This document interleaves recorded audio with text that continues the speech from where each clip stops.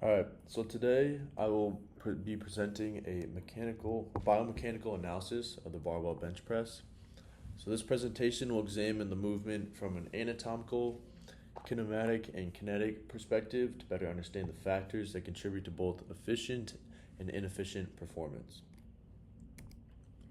So to start with the purpose of the movement, the goal of the bench press is to horizontally press a load away from the torso.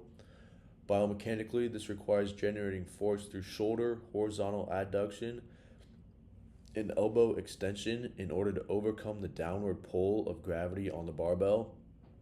The overall performance objective is to maximize force output while maintaining joint stability throughout the movement. So the movement begins with the lifter in a supine position, so laying down on the bench, with the feet planted in the spine in a neutral position. The scapulae are retracted to create stability at the shoulders, and then the bar is lowered to the chest, paused briefly, and then pressed upward. Proper posture includes maintaining stable shoulders and keeping the wrists stacked over the elbows to promote efficient force transfer.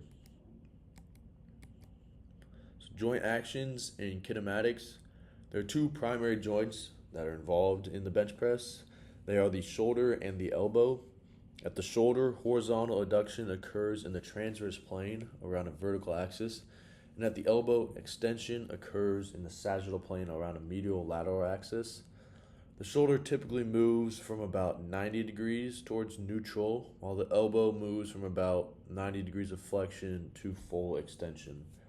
The bar follows like a linear motion path, and the joints are more of an angular motion.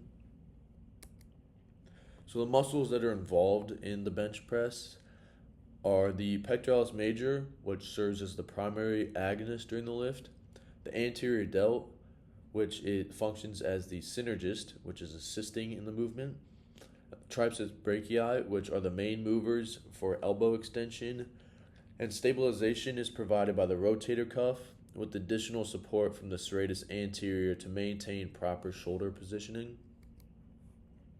So contractions and phases of movement. During the lowering phase, the muscles contract concentrically, which means that they are being lengthened, and this helps to control the descent of the bar. At the bottom of the lift, the muscles act isometrically during the amortization phase to stabilize the load. And during the press, the muscles contract concentrically, which means that they are being shortened, and this helps to move the bar upward.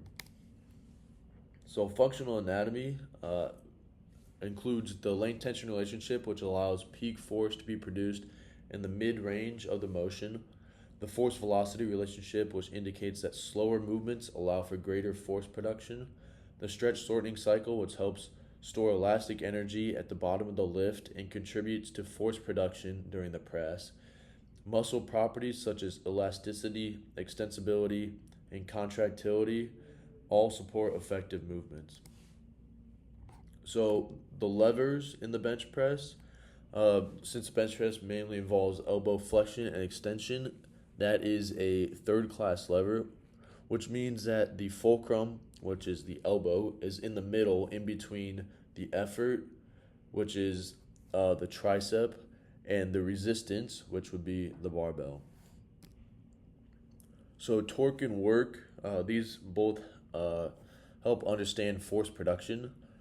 So mass to force, 91 kgs is about 200 pounds, about what I am.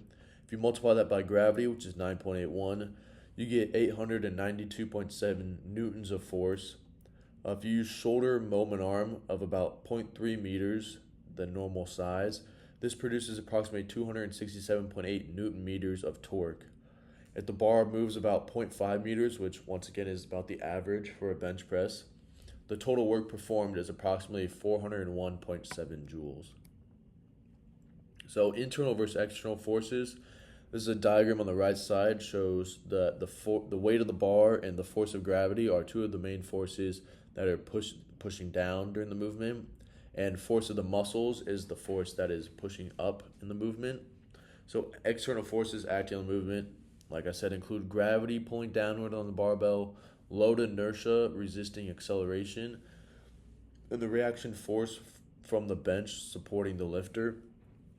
Internal forces are generated by muscle contractions from the pectoralis major, anterior deltoid, and the triceps. Joint reaction forces also help stabilize the shoulder and elbow during the lift.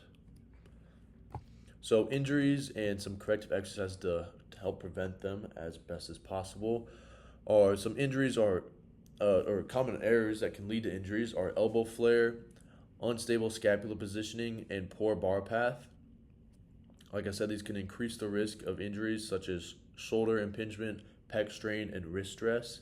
So some corrective exercises that can help this are scapular rows, which can improve stability, and tempo bench press can improve control of the movement. So motor learning and summary. Motor learning strategies such as controlled tempo, progressive overload, and repetition can improve in performance. And in summary, the barbell bench press is a complex movement. It requires coordinated motion at both the shoulder and elbow joints. The force production depends on effective muscle function and the ability to generate torque to overcome external resistance. Maintaining stability throughout the movement improves efficiency and helps reduce the risk of injuries. And overall, proper mechanics are essential for maximizing performance and ensuring safe and efficient or effective movement.